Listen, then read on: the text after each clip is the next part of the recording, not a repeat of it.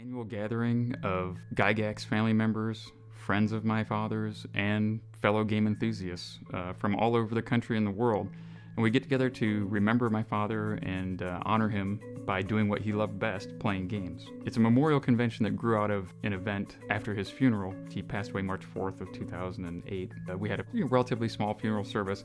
Then afterwards, I thought it would be appropriate to have a gathering in the American Legion Hall in Lake Geneva, which is the site of GenCon2, and a lot of fond memories for me and my family. My sisters brought some pizza, and we just had tables set up and played games, and people were shaking dice and playing various games and having a good time remembering my dad. And even though it was a sad moment, just being together with all those people was really cathartic for my family. I'm not sure who said it, but someone said, "Wow, Luke, this is a great idea.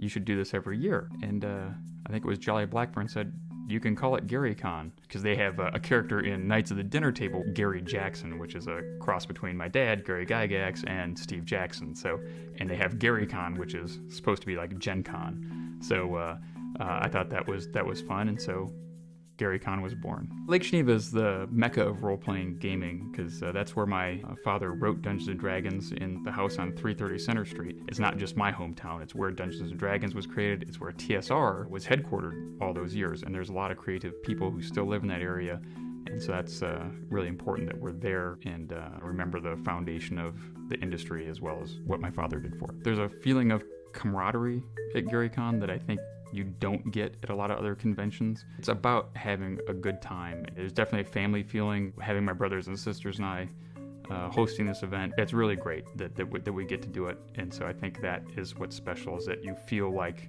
you're not just a person in a crowd, you're amongst friends. So bring a friend and come and play some games with us.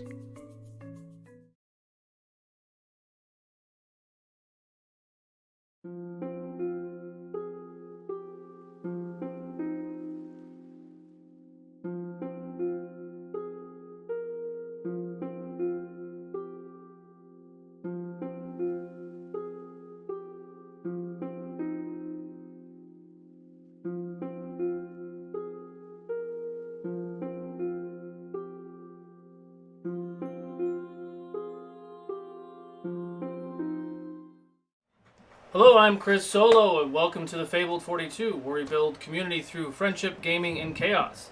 You are watching us live on twitch.tv/Fabled42. We're going to dive into our crafting, homebrew crafting terrain panel here in a second. You all know me. I've been talking for 3 days straight, so let's just go ahead. Nate, take it over. Hey guys, I'm Nate. I am the Chief Creative Officer at Dwarven Forge. We make hand-sculpted, hand-painted terrain. But it all kind of starts just like, obviously I like just usually a little hunk of foam or whatnot. So I was going to talk about some foam craft and some fun DIY projects and fun things you could do to supplement your terrain or just ignore our terrain altogether and make all your own stuff. I'm going to show you how to make it cheap. I'm going to show you how to make like a 25-cent knockoff of what we make. Oh, that's amazing. Tristan.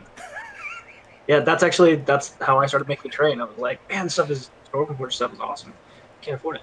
But no, I'm Tristan. I'm Plus One Crafting on Instagram, Twitter, all the things, Etsy, and I make custom tabletop terrain. Okay, Chris. Hi, I'm Chris Sizemore. I am probably the least connected person on this panel. I don't have anything I do, really. I do a couple things. I DM some local games. I DM some stream games. I DM for Fable 42 on Sundays. Adventures in Middle-earth, which will be premiering the second session tomorrow. Hopefully no one will die this time. And I just kind of got into my own personal crafting for my home games using XPS foam about 2 or so years ago. I'm a father. I just got the little one to sleep. She's here with us. Oh. Hopefully she stays asleep. Or if not, she'll answer your questions in my stead. Yeah, that's a little bit about me. All right. And last but not least, Ray. Hey everybody, this is Ray with GotDM on Instagram. I create a just kind of custom terrain, more modular on that side. I do it for about a lot of our players, and just kind of do some other things like just game tokens and things I like to pass off to kind of engage my players at the table. So I'm a father as well, and just kind of glad to be here. Thanks for having me. Thank you all for being here. I'm very excited. Like, I do make stuff myself, but it's always functional. It's not made to look pretty. As some of you who watch the streams do see. But I do have the benefit, I do have some of Chris's stuff, which you actually saw in the last stream, and some of Tristan's things too, because we're all connected with Fable 42. So I'm very excited to see what all of you actual hobbyists, now professional, crafting creators do with your things. So I'm going to geek out here in a bit. But the first question that I have is, what someone who's getting into D&D who isn't a fan of the the paper on the grid or the dry erase stuff, who actually want to take their game to that next level to get to minis and the other addictions that we all have with D&D. Budget wise, I can't even reach it. I have some of that big thick pink foam, but is that the best way to start your terrain world? Me personally, I think so. That's what I worked with. I found some online tutorial and kind of messed with it. It was really cheap to get. Maybe not XPS foam if you can't find it, the pink foam. But usually if you have some sort of, I don't know, Lowe's or, that stuff. Lowe's or a hardware store, they'll have some of that insulation foam. It's typically used for construction and all that. But it's very malleable, very easy to work with. If you have like a box cutter or a bigger knife, you can really just get down with it almost instantly. Paint with acrylic paints, it's easy. I don't know. For me, that was what I used, and that was my first thing I used. I made a circular square grid based off of shout out to Professor Dungeon Master on YouTube. If anybody has seen his channels, he's another prolific crafter. What's a circular square grid? It is. I need to know this secret. This is some non-Euclidean craziness. Wait. Yeah. Oh, it's amazing. No, it's just a circle and a grid inside. Yeah, there you go. That's it. This is actually his grid. Yeah, this is his actually. That's actually what I made. That was my first crafting piece. So aluminum foil to texture it, then dry brushing, and just cutting up some grids. And it was very, very simple. Very simple. And I was like, oh, I can actually do this. This is something I could do. So that's what kind of got me started. Yeah, and like you said, sometimes some people can't find the pink foam. Sometimes it's blue too. So like, don't get too hung up on it being pink. Pink and blue is not the same thing. It's just extruded polystyrene. But you can use, I mean, dollars foam board. You can use. There's a guy on Instagram. I can't remember his. I'm gonna feel real bad about this now, but I can't remember his name. But he uses cardboard exclusively, right? Yeah. He makes Cardboard awesome DM. stuff, and I think I know who you're talking about. I don't remember his name either.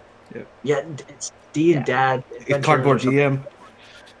Yeah, well, he's another one. Yeah, but like it's not Yeah. about materials or like how intricate or like how complicated or like realistic your stuff is. It's just about immersion, right? That's Yeah. why we use any of this stuff, whether it's Dwarven Forge or it's stuff you make at your house. It's just about elevating the experience and drawing your players into whatever story it is you're telling, right? So whatever helps you do that, like use that. If it's styrofoam cups, with a black paint on them, like use what you got.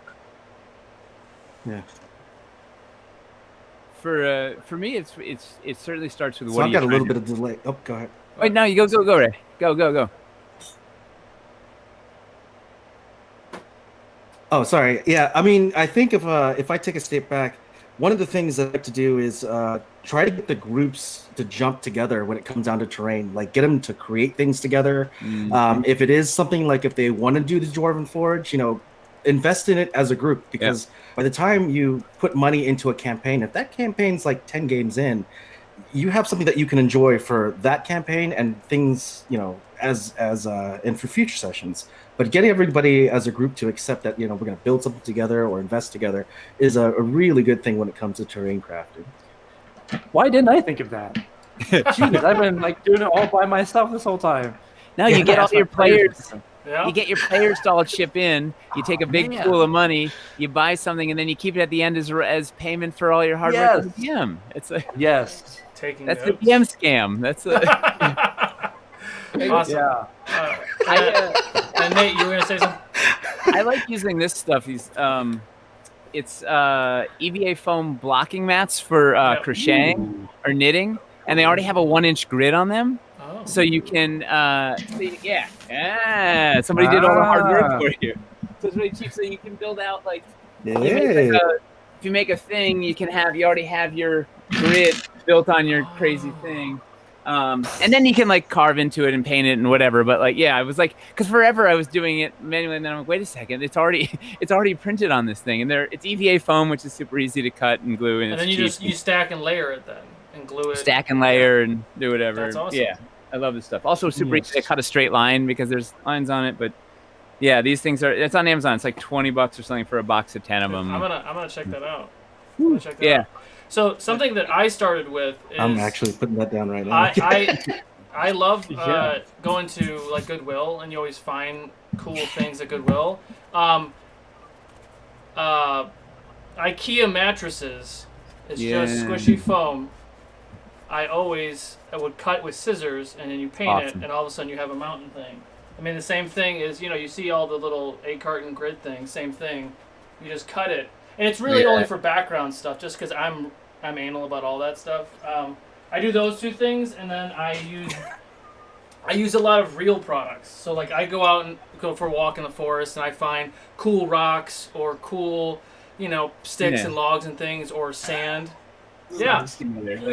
You get real things. So I'm also really against seams. So whenever I build my sets and stuff, I don't like seams. It's just me. We have a show. I have production value that I'm aiming for. So I usually use. It's super messy, and I'm always stepping on it. But I have a bag of sand that I will trim around the seams, so it blends the seams in.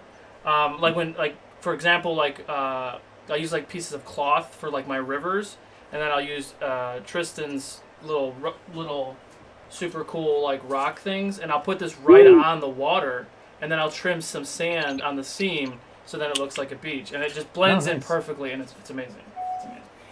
I was gonna say the materials aside, I guess the question I always have is why, what are we trying to accomplish? Yeah. Right. So I think Tristan touched on it's trying to get immerse your players it certainly helps people. I find people, particularly if you're doing like a really important, like a boss fight or something that's big and tactical, nothing gets everybody focused like building out the thing, right? Yeah. Oh yeah. And then there's also working the Z-axis, like going up. Like once you start getting some verticality in there, it's like everybody's looking at the fight in a whole different way. Right? Yeah. And they're trying to figure out how can I, if I get up here, do I have line of sight on them from that and whatever. And so like for me, that's one of the fun things is sort of thinking about what's the experience that I want to create for the players, and like, is there a way I can do that? Can I make this boss fight feel epic by building some nonsense set piece that'll then make them, it like locks them in, and then they don't, it helps for sure. What about you guys? What are you like trying to accomplish or thinking about when you're doing it? Ooh. So what I like to do is I'll actually integrate small little speakers into my build sets. And I'll use like an old iPad. So while we're playing, I just use like a cheap soundboard, and it's just I've got music coming in. I've got different sounds for when spells are going off, and it's coming from the board, and people are going, "What the hell?" That's outrageous. I love it. I love it. I was thinking about doing things. I keep on looking at other projects. That's kind of one of my motivators. Is I like it because I guess my inspiration is to fuel my creative side that I didn't know I had. I'm now going to like dollar stores and buying glitter and things that I thought I would never do. Super As glue a and duct 30-year-old, tape from dollar stores. 30-some-year-old man. Yeah. Don't look at me weird. This is what I need. You need glitter in your life. So yeah, it fuels my creative side. It's really fun and kind of cathartic, I guess. Is that the word? Cathartic? Yeah. So yeah, I don't know. I forgot what I was talking about. What was I saying? What was the initial conversation about? Tristan was saying that when he, so that thrill of when you're spending hours and hours and hours alone in the dark somewhere, and then you see your thing on somebody's stream, and it's like that pride of like, I built this. You're literally world building, right? As DMs, you're world building all this stuff, but now you're physically building a world, and then you can see it out there. Like it's the best. Yeah. And I was gonna say, I think I may be the only one that does commissions, right? So people will like DMs will get a hold of me and say, hey, I've got this idea that I want to do, like this boss fight or this whatever it is, and they're like, hey, can you build this quickly harebrained thing that I've invented? And my knee-jerk answer is always yes. And then I have to figure out like how am I going to do this? Like crap, I shouldn't have said yes to that one, but man, I don't know. Shouldn't have committed to this. Well, my question is are you saying oh shit to something that I've asked you to make? Oh, yes. Yeah. Single time. Yes, Every time.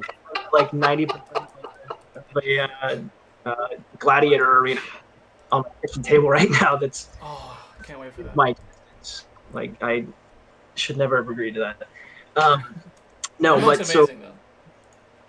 well, it will eventually. But it's not like it's not like what are you trying to do? It's how do you go about that? What are you trying to do? And like what is it going to add to the players? How do you go about that? What are you trying to do? So when a DM contacts me and he's like, hey, we want you to build this for us, when I first started out, my question was like, okay, well, how big is it? What color do you want it to be? Like, those are still important questions. But now the conversations that I have with DMs are, where are your players in the world? What are they doing? What is this? What's the point of this thing that they're going out to do?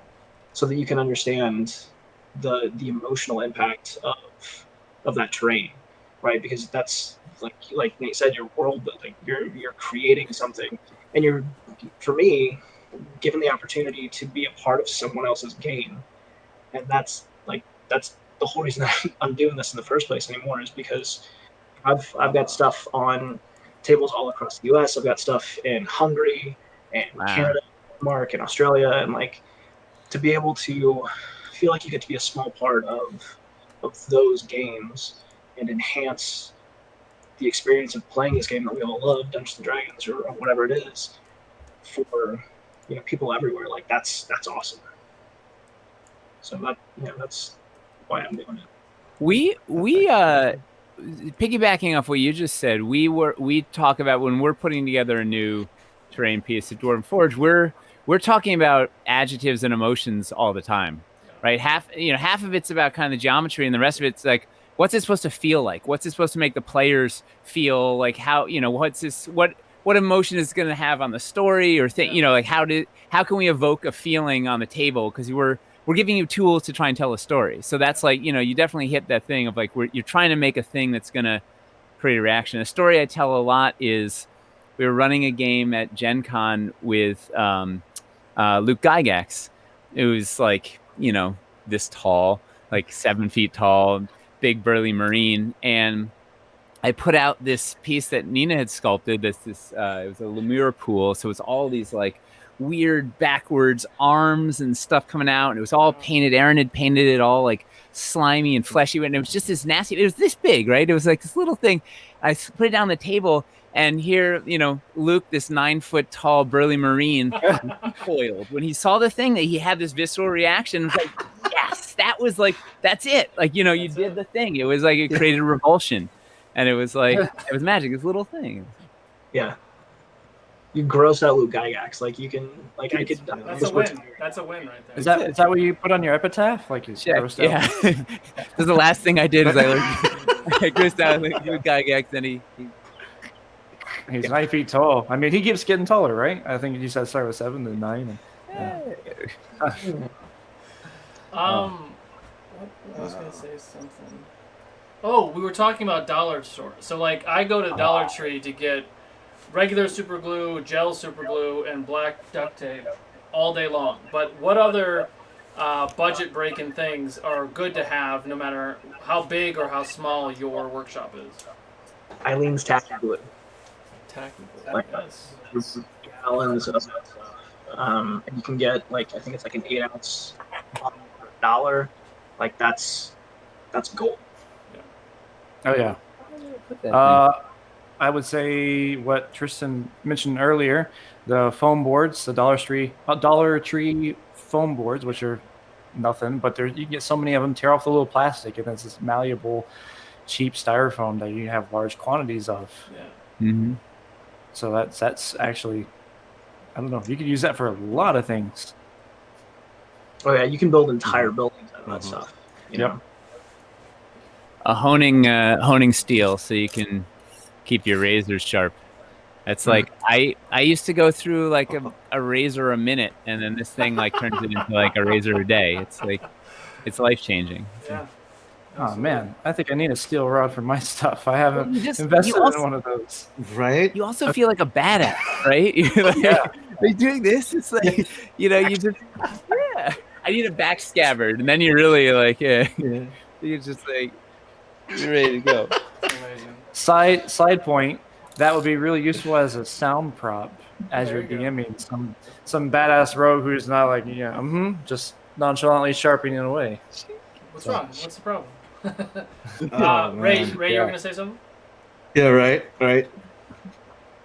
No, as far as just the supply thing that I would think, other than the ones that was mentioned, was the long hot glue sticks. I'm talking about the ones that you don't have to, keep continuously.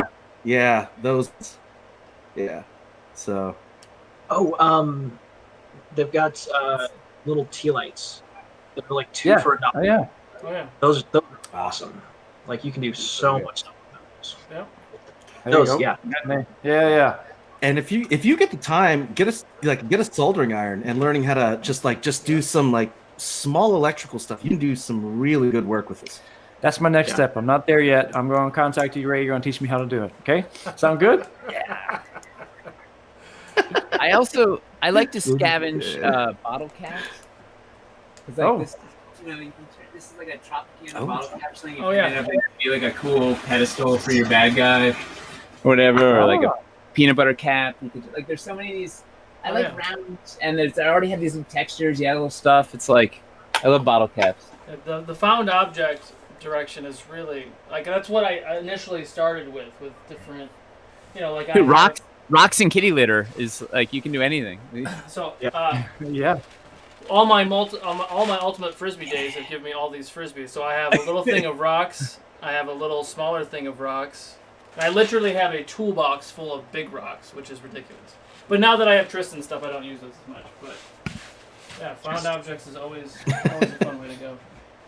Not really terrain direction, but I mean, if you start to be crafting, right, and you start to do a lot of more crafting, you can get creative with, player indicators or magic indicators or risers. So you can get, like acrylic tubes, like $10. You get 2-foot tubes, and I chop them up, and you get all of a sudden you have a bunch of flight indicators, and they look good. I mean, my cut wasn't super straight, but it gives it dynamic. Looks like he's diving in. But utilizing other creative ways to make things is kind of, as long as you're having fun and you're excited and your players are excited, that's really all that matters, right? Oh yeah. And creating stuff with your hands, right? Yeah. There's just something about getting paint in your hands and hot glue in your hands and whatever. Super glue, you're like, damn it. Like Yeah. it's good. We don't need those fingerprints anyway. Yeah. Right. Nate, you were talking about demoing something, right? Oh, I was just gonna show this EVA foam or this these blocking mats. Yeah. So here's the quick. So why I love them, among many other reasons, right? You can cut them. You can very quickly, easily cut them into 2-inch squares, and then if you let me do that right in front of you, right? We take. Oh, that glue is gone. That's no good. No, every now and then, like 1 out of 10 Gorilla Glue things I open, and it's already. Yeah, there's some air pocket in there, and it's all. Yep, yeah, it's over. It's over. Nice, you can glue. It's deceiving. And you like the glue with the brush, right? Yeah, I love that. I like this stuff. The yellow Gorilla Glue that has the brush. I love this. I go through a bottle a day. There it is. Right, so you can glue 2 of these together to make a dungeon wall, and then if you boom, you can make basically Dwarven Forge dungeon tiles. With just throw a little paint on there, and that's it. It costs you, 25 cents in materials. It's so fast. You literally 2 cuts and some glue, and then suddenly you can just build out whatever if you want to build out a dungeon. That's awesome. That's pretty cool. And then it takes I don't know how long it to actually make like hundreds and hundreds of them. But if you were just gonna build a boss room or something, and you don't need to make them modular, right? You could make a room, you could make a whole thing that's big and bum bum bum, and go from there. Yeah, and that's a that's kind of an interesting question. Is like, what's your approach when are you building set pieces just in general? Like, do you guys set pieces just for specific boss fights? Are you building is everything else modular? For me, personally, I started with the Ultimate Dungeon Terrain. That's a trademark to Professor Dungeon Master. I'm going to keep throwing that out there. You guys should check it out. It's really cool. Anyways, I started with that. Then I went with Scatter Terrain because that was easier. I looked at miniatures and said, well, I could probably build one of those. And so I started building little Scatter Terrain pieces. And then now I'm just elevating it up more. I'm looking into dioramas and such because I just want to do it. You don't have to. You can start with Scatter Terrain pieces and fill things out and build things as needed to make it a universal fit in lots of places. But now I'm running campaigns and I look at it and say, man, that's a cool scene. It's got some really awesome RP. It might have a cool fight. I'm going to build a diorama for this because that's awesome. So it'll be not only memorable wise, but memorable on the table wise. And when they see that iconic piece, they're like, oh yeah, that's where we had the blah, blah, blah happen. That's where the guy with the frozen face kept melting it with I don't want to go into details. There's some cool stuff. I was running Descent into Avernus. I don't want to create any spoilers, so I'm going to stop there. But yeah, I started building scenes. So I find a scene that I like and build a diorama for that scene or for a combat. That's what I do. Yeah. So let me ask you this. Do you ever wish that you'd made your diorama modular because you're like, all right, I just spent 9 weeks building this thing and it's going to be that same thing forever? Or are you like, man, I'm glad I made this one specific thing because it's so specific and cool and whatever? So when I haven't made a modular yet. I haven't got to that next step, but I would say that's probably wiser to do it that way. When I do dive into some sort of diorama piece, I usually build it out to be universal. So it could be like a plateau or some sort of crater, or I don't know, a rift into some landscape, or a forest junction with some hills, which could fit in any sort of fantasy setting. Yeah. So in terms of the diorama, I hope that I could use it again. I tried to. I think there's only one set piece that I built that I would say is a little more stuck to where it was, but I ended up using it 2 other times. So yeah. It certainly seems like any of those locations, you add a couple of specific plot MacGuffins. Oh, yeah. And whole new, Right, yeah. So you take the diorama piece and then you add in some scattered terrain, and now it's like, oh, it's got a bunch of trees here instead of like it's a totally different scene. Yeah.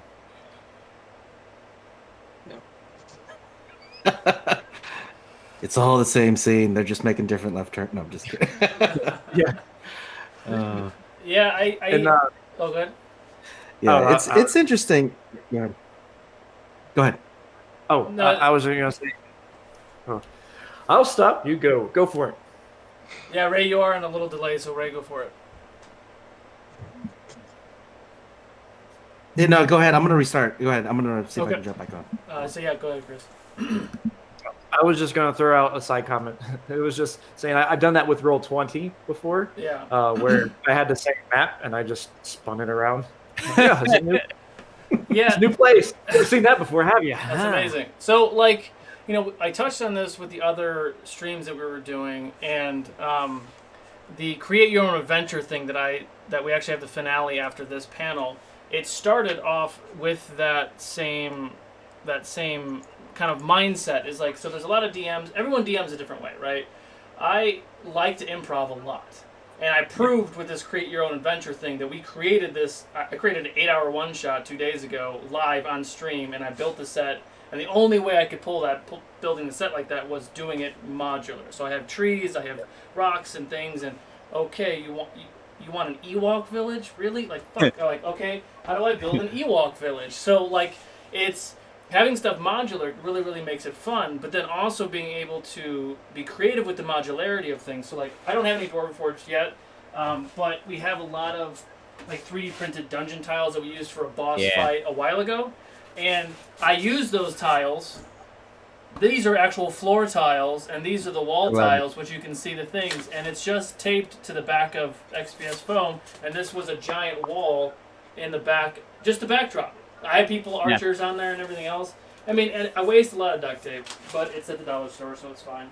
But that one cathedral, like it's episode 46, it was at Kubla Khan last year, but it's huge cathedral. That big dude, I don't know if you can see him, the actual Terrasac thing, which I don't think is a Terrasac because I don't think it's big enough. Oh, that fell. Oh, almost. Nice. But almost this big guy, which is technically a Terrasac, but I think a Terrasac should be the size of, like, Volkswagen. But, yeah, but so this guy was in, like, this big, giant cathedral, and it was this huge set, and it took a long time to print, and it took a long time to paint and everything else.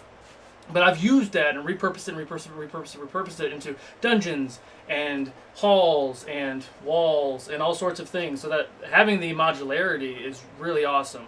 And like all this stuff here that we have, that entire cathedral is printed from Griffith who's one of our partners that they 3D print all this crazy stuff for us to use, and we get to utilize it and decorate everything, and it's super dope. Well, we at Dwarven Forge, modularity is everything for us, because it's when you make premium terrain, it's expensive, right? It's a huge investment for people. So if we make just that thing that they can only use once, who the hell's going to buy that? Like, you want to be able to, we want, similar to what you were doing with your castle wall, Chris, like we want to be able to give people as many, building blocks that you can use in a whole bunch of different ways and creative ways, and a bunch of generic stuff that then you can sort of make your own. And then of course you have to balance that with everything, and then you want to make like so something like this. Like this is the Stairway to Violence, right? Which is like it's kind of a set piece, but it's also let's turn on the Ooh, LED lights. Yeah. Oh. So it's Oh, but it's Oh, all is it one? parts, you can do layers, and then you can Oh, you can pop different tiles in the top. But it's like this is the kind of it's a set piece, but it's also it's like you were saying with the forest clearing or the rift junction or the whatever. Like this is the kind of place where players are, a bad guy's going to monologue, or there's going to be a terrible artifact, or somebody's going to kick somebody off into a thing. Like it's those sort of generic places that trouble is afoot. The combat will ensue. So that's the monologue thing really triggered something. But so like leading into another segue, when we talked about you make these sets and you give them to someone to use and you see them use it, but then you see them use it in a different way. Like it was funny during that stream, Andy, who's from Griffin Co., didn't realize that I used the floor tiles as wall tiles initially. And I was like, yes. But he made a comment in chat, so now I have to show it. He also printed this thing for me. Whoa. Which I didn't put Mountain Dew in here. I put Monster in here, but I filled this with Monster Energy drink. But it sizzled, and at the end of the thing, like the pool was lower because it was all over the table because it seeped through. Yeah. But it was a cool effect. So that segues to the next question. This was not intended to have a monster drink put in there, but I put it in there because it added that bubble, green effect for, aesthetics. But have you ever done something or made something for someone where they used it in a way that you didn't even think that your product could do that?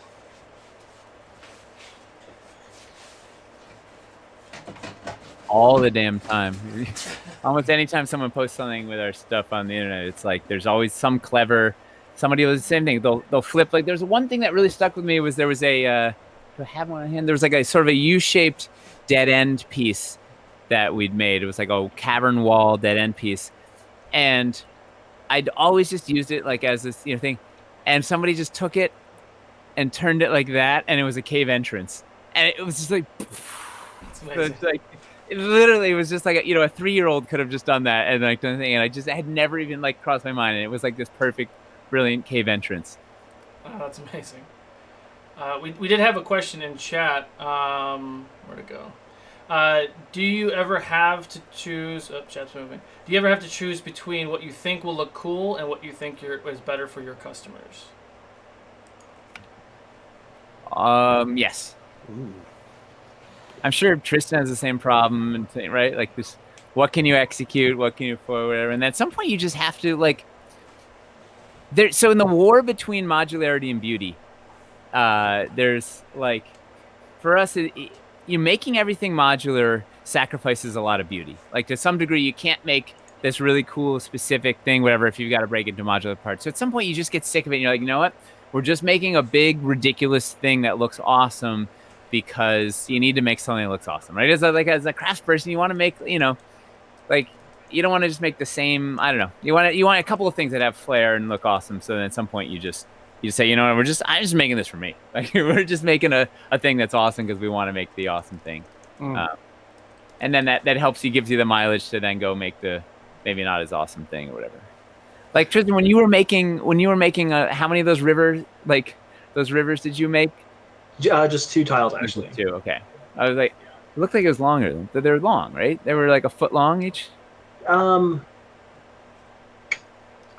can't remember. I think it's they're 12 inches long and 5 inches long, something like that.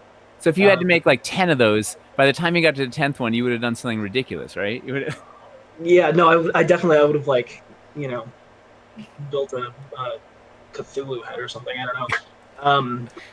No, but and you're right. Like you get to a certain point, and so minor segue. Like when I first started out, like Chris was saying, I was watching YouTube videos. I was watching, Black Magic Craft and Luke Towan. And, there's a guy from the UK. His name is Luke Safety S on YouTube. He makes like Warcraft or Warhammer. I'm sorry. Like wargaming stuff, and like I watched so much stuff and had this like serious case of imposter syndrome, right? When I first started out, because like I was learning all these techniques, learning all this stuff from these people, and you make something and you're like, oh well, this looks a lot like that thing that so and so made, this. So finding a style that's your own and making things that your customers want and making them how your customers want them, but at the same time still putting your style on it is like the bane of my existence, right? Because I've gotten to this point where like I'm trying to make things that look as realistic as possible. Like you're blending like this fantasy aesthetic with like as much realism as you can get, and doing that with like foam and plaster can be tough. And then you pull it off, and you're like, yes, that's awesome. But then it doesn't, it's not quite square and it doesn't fit and stack up right. And you're like, all right, well, I'm gonna keep this. But yeah, there's definitely a balance between like what makes sense on the table and like what you want to make and what looks awesome. So there's also that thing that happens where you could be obsessing about this one little, that little corner, that nook, that thing that's nobody's going to see it. Like it's on the table 3 feet away from them and they're not going to notice the rabbit hole in the thing that you spent like 3 hours trying to get that thing right. And it's like, but it's important. You got to get that rabbit hole just right. But like, that's a perfect segue for Vorpal board. So the app that we're using now and Dwarven Forge, you all are going to be using too, that has that zoom feature. So if you position your camera in like the right spot and then you zoom it, then you'll see those little details. Not to put any more pressure on you all with the stuff you make, but it's almost like it was built for those creators. Like it's built for Dwarven Forge. It's built for other homebrew creators who are gonna pretty soon be able to see your things, up close, and that you have that in person. Especially now in this time with all the chaos that's going on. It gives you that personal in-table feel with being able to see all those little minute details. We do have another question in the chat.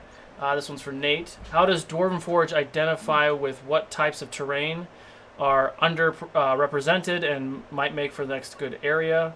How do you pick village versus dungeon versus cavern? And what do you think you'll build next? That's a very good question. So we have the same... So... the challenge of doing this for a living is you can't just make everything you want because you need to be able to sell it, right? So you need to make stuff that people are going to want to buy. It's what Chris was saying is like you kind of end up focusing on these classic areas where people are going, that rift or that forest junction or whatever, like those things. So we're always sort of saying like we'll have all sorts of crazy ideas, and they say, well, how often have you ever actually used that in a game? And then I'll have to turn it be like, I've not once have I ever needed that, whatever the thing or whatever. So the challenge is looking at, you're like, well, if you've done dungeons, if you've done caverns, if you've done a town, you've done a castle, doing the woods, like what else, where else do people go often? And that's where it starts to get tricky. We're starting hitting that place now where it's like, well, we're going, we're probably going to end up going into space or something because we're like, well, we haven't gone to the alien purple planet yet. Nobody's been there, and the Space Marines need to go kill somewhere, right? Whatever. But a lot of it is so it's a double whammy if you're trying to figure out where can you build something that people want to go and play a lot, and lots of people all around the world can set their games, and then what are you excited about, right? So it's great if you're like, okay, this completely featureless desert is the perfect thing to sculpt, but like, who wants to make the perfectly featureless desert? Like, I have a bag of sand right here. Exactly, right? It's not a fun, like, you're making your 400th plain flat sand tile is not a thing you get excited about. So you have to kind of try and find that same thing, that balance between, is this going to be artistically fulfilling, and are people going to want this? Yeah. And what's coming up next is Wildlands, which I don't know about anybody else, but we got our world's a little topsy-turvy over here. Turns out there's a pandemic going on. So we're not sure when we're gonna launch it. The Kickstarter will be this summer, hopefully, or really hopefully. That we're gonna be doing Wildlands is some. Do I have any teaser stuff? Well, it's more. It's behind you, yeah. It's more. We're doing wilderness. More. So this is our wilderness from Caverns Deep with modular trees and whatnot. So we're gonna exploring more forests, swamps, mountains. And some other fun stuff. And because it turns out the wilderness, a lot of people you get jumped by bandits in the wilderness on a regular basis if you're an adventurer. I don't know. What would you like to see that's sort of underrepresented out there in the terrain world? Desert, no, but like a tundra where like the terrain is oranges and browns and tans, but more like cracked rock, kind of like the hellscape, but just browns and tans and things. I think that would be kind of a cool, or the same thing, and then it's a frozen tundra where like I have a hell of a time trying to figure out how to do it. Like you saw my battle table, so it's this huge board. Like how do I do a big snow thing? Like I have some foam snow caps, I have some snow trees, but that's about it. Then I go to Joann's and I get like a piece of that scattered fabric where it's white with some gray in there. Yeah. That's the best I can do, but it definitely doesn't go any deeper than that. But those are my two loves. Tundra would be neat. Outdoor, there's a lot of outdoor stuff that there's not a ton of terrain out there for. I mean, there's lots of hills, right? Everybody like figuring out how to make lumps of hill and trees. People have kind of cracked, but like some of that other stuff, I feel like there's a lot of opportunities. Someone in the chat said something about modular ships, which would kind of be fun to, especially with magnets, be able to like make a small ship or make a bigger ship and like almost like Minecraft and ships. And that might be Have you fun. seen the ships that Tabletop Things, Tom over at Tabletop Things makes these really neat, super clever laser cut multi-level. Yeah, right. So with it's really smart. There's no sides. It's gameable, easily gameable inside, and like just like I thought he did a really smart way he kind of cracked boats. But it seems like a lot of people always get in trouble on boats, right? Is it? Why is that? All the time. Oh. What do you, Ray? How do you figure out what you're gonna make? I mean, as far as when it comes down to just the boat situation, like I've made some modular boats, and so what we did was, like, we gutted the middle part about it, so you could separate it and then turn it into like a shipwreck, kind of one of those. Or if I wanted to make the boat longer, I would add middle pieces to it. But it's hard to get the multi-level approach. Yeah. That was hard for me to nail. That's dope. Yeah. Woo. Same thing, 3 parts. There was a question I was looking at that I was thinking about answering. Go for it. From Eric Bra, they were asking if we kind of love these things, or is it just as much for the players? And I can kind of go in on that for a while, but I'll try to make it concise. It essentially boils down, at least for me, it essentially boils down to like a psychological component. So you have one aspect of it where once you do something and you make it, you love it. You love it more than anything you've bought before because your hands were in it. It now has like a higher value, as if you like had IKEA furniture and you put it together, even though it's really shitty and it was like $200. It's way better in value to you personally because you had to sit there through that manual for 5 hours trying to figure out how to get the nuts in or whatever. It's better, more value than like something you bought for $1,000 or something. So it's the same principle. Yeah. If you make it, you do it, you kind of love it afterwards. So there's that part of it. Yeah, it's like almost like a reward system. Like you love doing it the first time.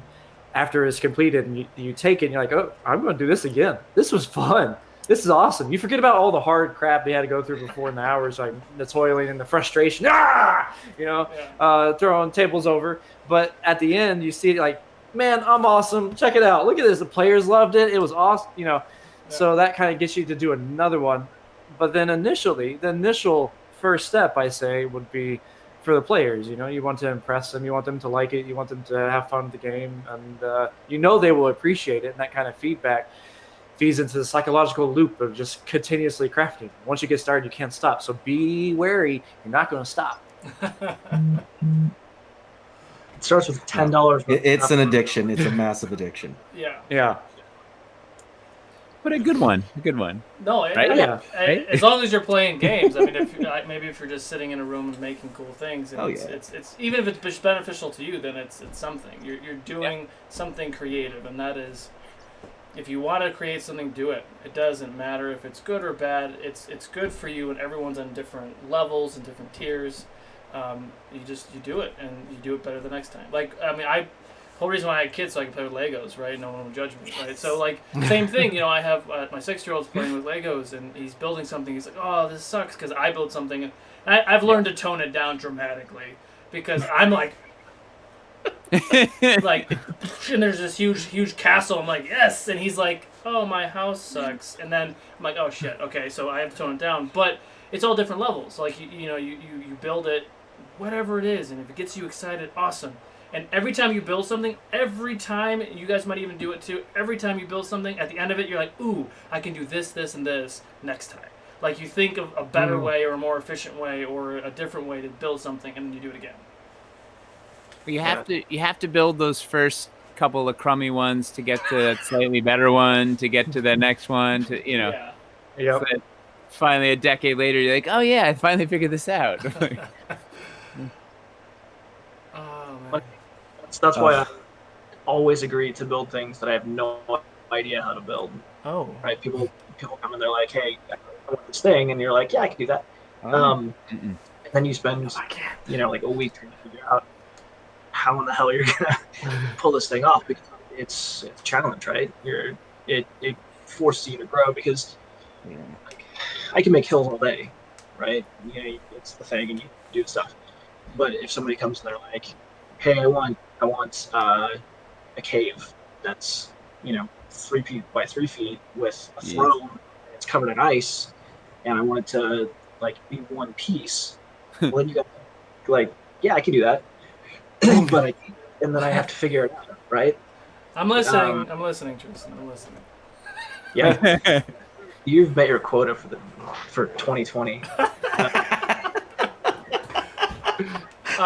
So speaking of making things that you've not made before, a question in the chat: what about exploring the insides of an enormous living creature?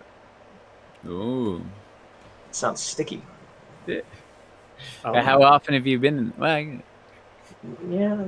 What Tristan was saying though is really important. Of challenging yourself as an artist is important, right? Like if you've already made 100 hills, maybe you'd try and do something different, because that's where same thing with music or any painting or anything that you're doing. Like if you're not facing something you're afraid of, you're not facing some sort of unknown territories, you're not going to continue to grow and push yourself, because you need to fail, right? You need to go back to the things you're not good at, try a thing you're not good at to get better at it and find those new tips. And like Chris was saying, by the end of it, you're like, oh, I got these 3 new things that I learned out of this that I can now apply to the next thing, and whatever. I think it's important.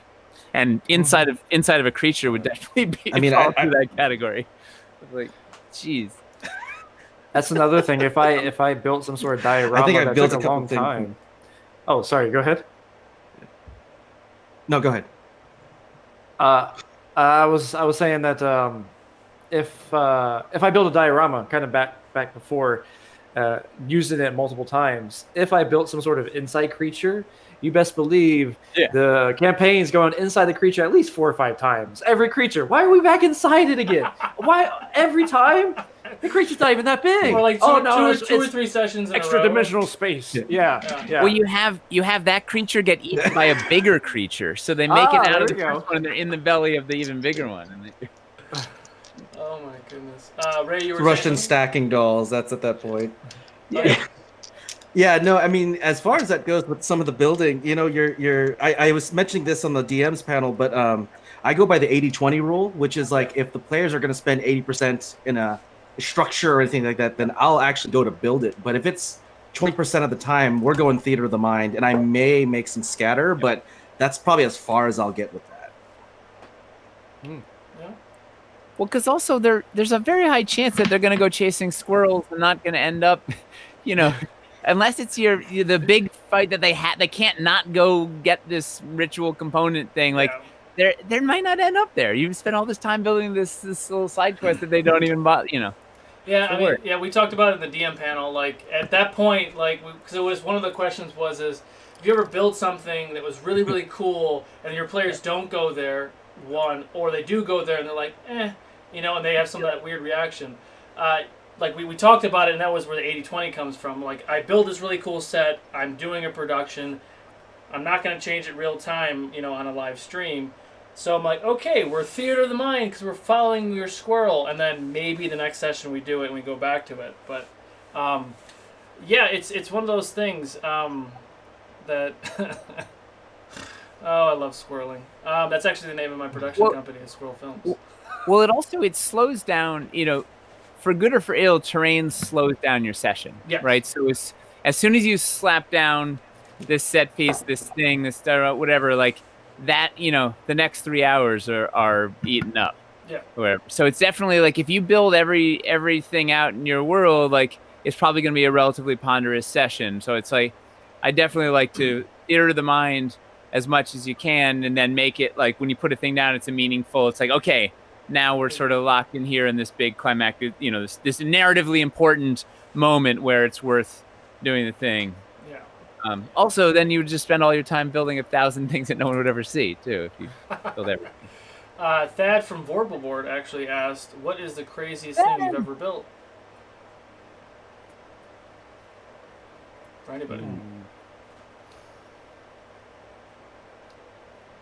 So, I had a guy email me, and he was planning the like culmination of his campaign, right? He was planning this like the big boss fight to like end the campaign, and he wanted an octagon board that was like 4 feet by 4 feet. Jeez. So it was this enormous board, and he wanted like these arches and some different stuff, and he wanted a 1-inch grid on the whole thing. So trying to ship something that big meant that I had to cut it into fourths, right?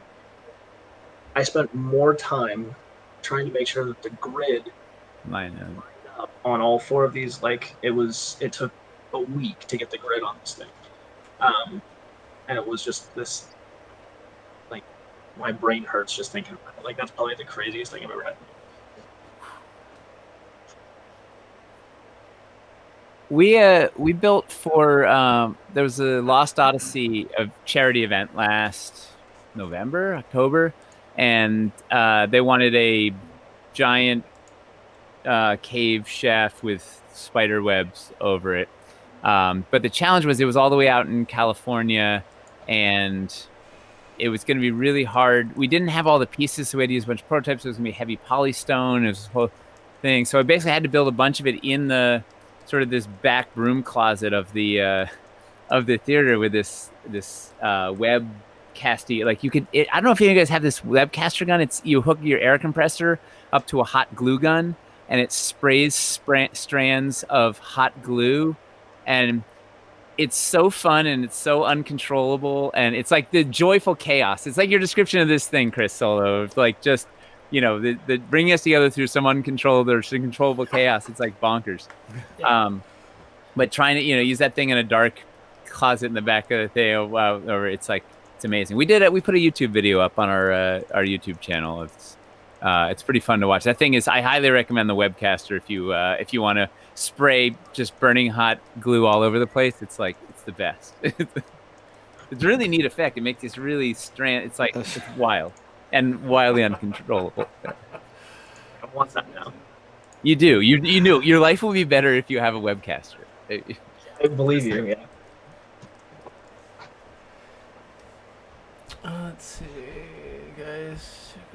I think the craziest thing that I've ever built were kind of like these modular tiles that I do for larger boards, like for battle boards. And so my players started to go, we talked about that verticality. They wanted to go below that. So I'd have to start building like cave systems that kind of built on top of or built below hill structures, and for somehow try to, make sure that the seams were kind of hidden with all those. And what I found is I utterly failed, but it was fun, so. So what happened? Did you? Yeah, it's interesting. I tried to use just like different sand to kind of hide the seams, and what I didn't pay attention to, because originally I was cutting these big giant blocks with XPS foam, and I found that as I was cutting, they were bending and flexing. So then I had to go to wood, and so I started using these like 6x6 wooden platforms. The problem was like when I go to my sessions, I travel a lot, so I'm like picking these things up. So I eventually became the rock meme with like the big bag of stuff that I would put everywhere, and I'm going, I gotta fix this, man. So eventually, what ended up happening was I just cut it up and made them into smaller tiles, and then having to use acrylic plexiglass to mount them.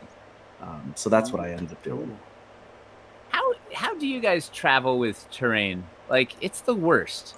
Or has anybody cracked that one yet? No. Nope. I use my players. Help me lift this in. I mean, the only thing I've only done it once, and it was when I was local in San Francisco, and we went to KublaCon. That was the one time I did it, and the second time I did it when we had the actual first official UgadorCon, which was also still local, which was a smaller showing. But I got those big toolbox chests where you can stack a few of them up and they lock together. They're relatively big, and some of them are compartmentalized where you can get like a lot of those. I use them for like storage now, but they come with all those little containers, and you can put all your little bits in there. But I've only done it a few times. I don't do it on the regular because now we're remote, and we weren't remote. We were in the studio, so everything was there. Those are the two ways I do it anyway. Well, I think that I use Christmas ornament boxes that you get at Christmas time. Oh. Because they have those little compartments. Yeah, they have. Yep. Little removable dividers. It's the best. It's like Michael says right. It's like Yeah. Scrapbooking boxes are pretty good. These things. I have a question for you guys about. I saw something on YouTube where someone was using what is it called? I can't think of it. Like a vaping pen to build a smoke machine within the terrain itself. And I think that is so awesome. But I was wondering, how do you think they could do that? What would you do if you tried to implement that, say, for Nate and your with Dwarven Forge? How would you be able to do there's that? a super awesome Kickstarter out right now, and I know Nate's Fog Monster. Yeah, I have the Real Game Effects. I've a couple. I think I own 6. Well, 3 at the office, 3 here. The Fog Monster from Real Game Effects. It's a water-based, low-lying fogger. It's about yay big, and it's dynamite. And they have a Kickstarter going right now. They've got a couple more days left. I think it's the Real Game Effects Fog Monster 2. Super cool fogger. The downside is, so there's 2 problems. One is it's water-based fog, which is great because you don't need anything, you just pour water in, but it can leave moisture. Yeah. Like I may have left a giant permanent stain on like a $15,000 wormwood table with using one, for instance. I did warn them beforehand, so they were cool about it. They said nothing a little sanding and 20 hours of labor wouldn't fix. And so there's that, and also it's a little like you have to pre-build. You have to figure out what you're gonna where you're gonna feed it, and you have to kind of do some pre-planning before. But it's like fog is awesome. Like Yeah. Well, I mean, I don't know if you ever play with dry ice, right? Like, so here's a question about fog. So like, this isn't mine because this stupid little thing is $700, but I borrowed this from somebody, which is just a little, you push it, takes a second, few seconds, 3 seconds. It might be dead. I think it's dead. But there's this big old battery, and you have to charge it. But when it does come out, and it looks really cool for about 15 seconds, and then the fog dissipates. Is there anything out there that keeps the fog isolated in the spot? Fog monster. Oh, it does? The thing, fog yeah, monster it's does? low lying. It's not. That's like a glycerin-based fog you're probably using that Yeah, fills I out think in the air. so. It's heavier in the air, so it hangs low, and like sticks an inch or two above your terrain. If you kind of build your terrain to contain it, then it'll it's continuous. It can run for hours, and leave a giant stain on your table. But it's worth it. But you can put some It's plastic pretty down awesome. first, or there's some tricks on how you can contain that. The other thing you could do is you can run a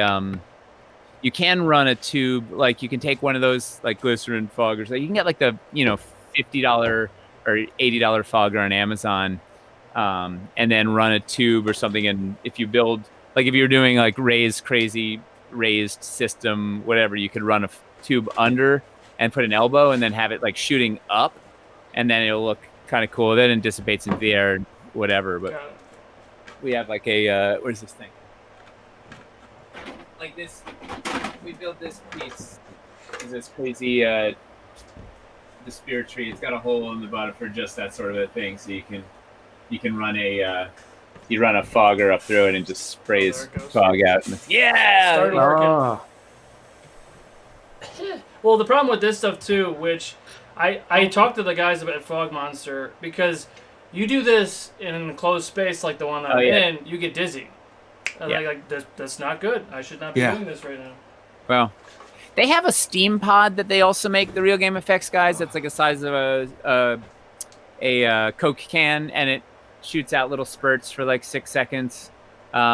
Which I don't know if they're shipping it. That was their previous Kickstarter, maybe 9 months ago or something. That should be shipping really soon. It's probably on their web store soon. They make a lot of really cool little Steam-based bits. There's some toys. There's like a dragon that you can that's breathes fire. You can kit bash that thing, and we took one apart, and like you can, I don't know. Or there's humidifiers also. It's not you can get a cheap humidifier, and the same thing. You sort of kit bash the humidifier and use that little for water-based vapor, which is a little more controllable than like the glycerin smoke machine, but will fill the room. Or dry ice, right? You can you can get like 50 pounds of dry ice for $40, at least here in New York City, and that'll last you way more than you'd ever need. And that also is low hanging, and it dissipates, and it's harmless, and it won't fill up the room. so how would that affect the terrain itself? It wouldn't damage anything. Nothing. would It's it? just like frozen with CO2 or something, right? So you just put a little. Yeah. You need some sort of trough with a little hot water. You can drop some pellets in the hot water, and then it'll give you a cool effect. And it's fun. You throw some light under there and off Yes. Yeah. Yeah. And that goes back to what we were talking about just earlier. on that topic, if you use go ahead. Oh, no, you go ahead, Ray. Yeah, if you use like knitting batting or not, sorry, like pillow stuffing, you can use like a vaporizer and then just put some of that pillow stuffing around the table. And then what you can also do is like tea light some of that pillow stuffing. When you turn it on, you blow out that it looks kind of like that fluorescent feel. So I've done that. That's as close as I've gotten to fog. That stuff looks awesome with a little light under it. With these, Mm-hmm. you throw those like the tea lights under there, or where are my pods? Mhm. Right, you can make really cool like Explosion. explosions Explosion, fire packs. Yeah. Yeah. Yeah. for like smoke stackers. Explosions, you said. Yes. You're not allowed to be in this conversation. Here's a question for y'all too. So like, I've been streaming for almost 2 years. I'm constantly trying to one up myself, right? Because it's a show. We have players who have seen a lot of the cool things that I do, or we've done as a community. How do you combat that? I know, Nate, you were talking about this when you guys have created a lot of different things, and like, okay, what's next? Like, how do you combat that? Because I which is why I brought the fog machine in and that big ass wall, because okay, now we have a new background. It was the exact same the terrain stuff I have. Like I have, I don't even know if I can reach this. The good thing about having a grid is I have storage space up top. So I built really cheesy city platform. It's just the XPS. Woo! But it doesn't look great by itself, but you add the houses, you add the other bits, you add the trees, it looks great. But it's the same set, and I've used it 3 times, so like, you know, I had to come up with other ways to, there was about 50 of my minis were on this because it was supposed to be this war. You know, evil, dark, lord, vampire was attacking the city, so that's where the fog machine came into play. But like, how do you all combat that in your own games or in other avenues where you're like, oh, this is like the best thing I've ever made, and then like, well, fuck, now how do I do it again? Like, how do I beat that? Oh, yeah. Yeah, if you constantly one up yourself, if you come.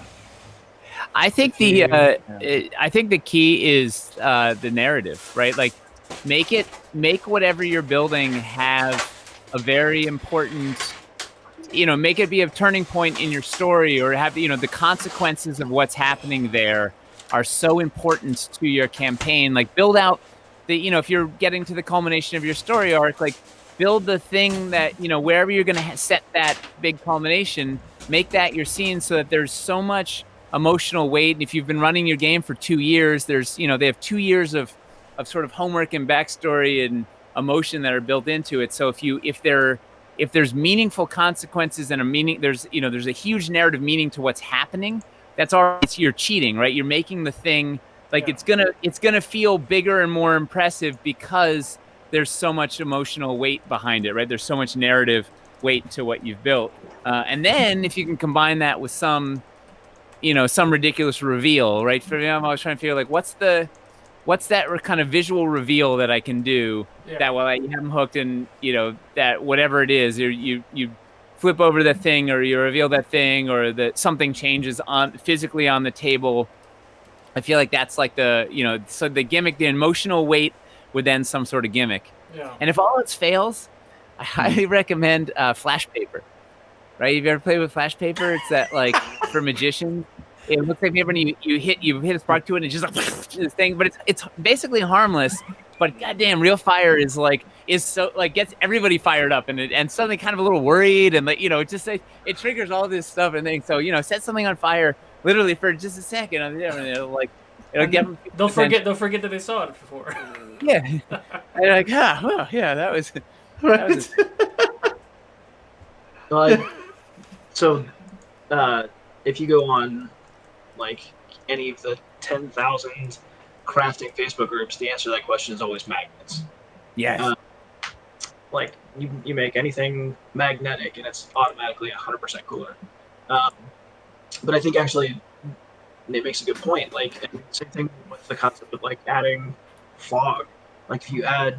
Because terrain is static, right? You make it looks really cool, and it's like painted beautifully, and you spend 4 hours getting that one little corner to be just right, and all the things. It's still just like this static thing that's just sitting on the table, right? But as soon as you add in fog or running water or flash paper or whatever that thing is, that then is this dynamic thing that is reacting to the story, like, even if it's the same city thing that you've had 4 or 5 times on the show. Yeah. Like, it's new and it's exciting because it's dynamic. You guys are making me want to go leave right now and start crafting, mess with fog and fire and stuff. That sounds awesome.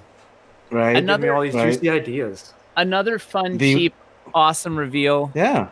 Is they sell these little submersible RGB LED pods on Amazon for like $10. You can get 10 of them, and they have a little remote and a thing. So we have the same technology. We have these crystal pieces that we built, right, that have the same technology. So you can turn them on, and you can change the colors with a remote, whatever. But if you have a gimmick like this, but it has a narrative, right? So if your narrative is like, these crystals are the crystals of the fallen god, and they've been dormant forever, and unless the god ever returned, then they would illuminate. and the players are talking, and suddenly you're like, bam, the crystals light up on the table, and there's a narrative reason. It means, oh, the god has returned, now the world's being destroyed or whatever. Like that kind of thing that'll pull the rug out from under them and freak them out. If you have a narrative consequence of like your little gag, I think it can go a long way. Yeah. Also, just remote control lights, like LEDs, like it's the ultimate. Yeah. But you can buy these little pods for for $10. You can get 10 of them for whatever. They're awesome. Yeah. Ray, you were gonna say something? Yeah, no, as far as mine, when I get into that kind of situation, I tend to build things that are like more on the periphery. So like I'll make like, for instance, I took Hearthstone, the design of it made like magic cards out of them for abilities for my players to remember what motion or moves they can do. Or I'll make maps and I'll use a black, like a, what do they call that? Like a black ink, not blank ink, but the one you can see under a black light. UV. And I'll just draw designs on that. Yeah, UV. Yeah, and I won't tell them for months on end, and it'll be part of the narrative of the story where I give them something that allows them to see it, and they're going, "I've held on to this map for 6 freaking months with all of this information onto it." I'm like, "Yeah, dude, you pretty much have." So, so UV, there's a UV pin and UV light that you can kind of do to create like coded things. Mm-hmm. Is that what you're saying? I've been looking to find some sort of Absolutely, way to yeah, have a like coded keep message maps. forever. And that sounds easy. And that sounds awesome. now we can add it to our Adventures in Middle Earth campaign. Yes, now we could do it. The Just moon circle it in ruins the UV light. Yes. So we have, let's see, we have about 17 minutes or so left. I wanted to do one final question, and then we'll take any final questions if we have any more time.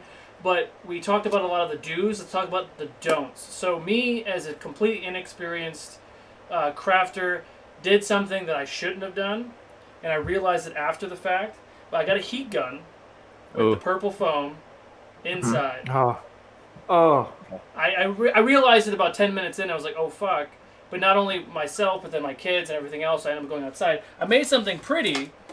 I didn't have hellscape, so I made this cool terrain, and I have red and orange, yellow painted lava that this sits on, so it looks like there's lava poking through. But someone who's not paying attention or doesn't know that. So don't use a heat gun on the XPS purple foam. But what are some of the other don'ts that you don't want to do that would either really, really harm yourself or potentially kill yourself if you're doing something when you're not thinking about it? Spray painting inside and all that. Don't spray paint inside in a unventilated area and make yourself sick for like 24 hours like I did. Yeah. Oh, I'll be fine. Ventilation is huge. Ventilation is huge. Don't cut with a dull knife. A dull knife is dangerous. You have to apply more force than is necessary. Yes. Always use a sharp blade. I hit a tendon on my pointer finger. Oh, but if you do end up cutting yourself really bad, super glue is a really good adhesive. You learn this in military school, right? Like that's what it's designed for. Yeah. You super glue it and it works, and then you figure it out later. But super glue. No, that's a don't. That's a It's a don't. I thought I feel like it's more a question of not what not to do, but what to make sure you do, which is just research what you're about to mess with. Go to Google and say, if I put this on fire, is it going to kill me? And once you discover that, you'll see like, oh yeah, this is terrible idea. Don't do it. You're going to kill yourself and your family and burn down your house. So I would say research first. Yeah. Research first, and explore the safety options of what you're messing with, what you're crafting with. Because there's a lot of YouTube videos out there that teach you how to craft and show you these cool crafting things, but they don't necessarily go into the safety aspects of it. Don't make anything out of the green floral foam. Oh god. No. Yeah. Crumbly. Yeah. I see so many people like try to make hills out of that stuff, and it's the fine powder actually is toxic. So I tell everybody, throw that stuff into the woods or whatever. Like, in the woods? Yeah, get rid of it. Detective number 27 says, "Don't great for the environment. Don't twirl your knives, Nate." Oh, Tyler's our safety marshal at work. So I've done a lot of sanding on XPS, like double edges, stuff like that, and it works great. But when you sand it, it gets really, really fine. Oh, yeah. Ventilator. So, like, yeah, definitely wear a ventilator if you're gonna do any kind of sanding, because it'll mess you up. Yeah. You don't realize it. Don't leave your super glue your hot glue gun on. No. You know what else? Test your materials, right? Test stuff on a patch on the back before you do it all on the front or whatever, and melt the polystyrene or whatever. Yeah. Test it. Yeah, don't mix chemicals. Like, you don't Oh, yeah. like what you're using, but like Sizemore said, like research what you're using and make sure that read those MSDS sheets. Like, make sure you can mix things without like creating napalm or whatever. Yeah. Oh my god. Yeah. And the otherwise, just don't let the perfect be the enemy of the good, right? Don't be afraid. Like, don't get so hung up on trying to make it perfect that you don't make the thing. Like, Yeah. just Okay. at the end of the day, your players are going to be thrilled that there's a 3D thing. You've made something on the table, right? Yeah. They're not going to maybe notice those seam that you missed with the sand or the thing. They're going to just be hopefully overwhelmed by the fact that you took the time to build this thing and make their game that much better. Yeah, don't throw anything away. No. Like, if you made it, keep it. No. Like, do not throw it away, because even if it's not the best thing that you've ever made, 2 years from now, 3 years from now, 4 years from now, whatever, you're still gonna be using that thing, because like you said, it's like Sizemore was saying, like, you made this thing, like it's cool, like you're gonna keep that. Yeah. And if you throw it away, A, you don't have it anymore, and B, you're not gonna learn from you made it and what you made. I mean, you could always add to it, take away from it, restructure it, recut it, remold it. Like, I have these super, I think they're shitty. Same, like, little squishy foam things.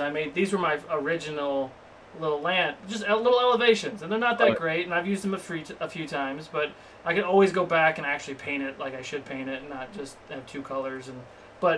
Or I can cut it and reshape it and reuse the foam for something else. Like, always keep their stuff. Repurposing. That's always a good thing. Yeah. I have more scrap XPS than I have like any. Yes. Like, just bits and pieces everywhere.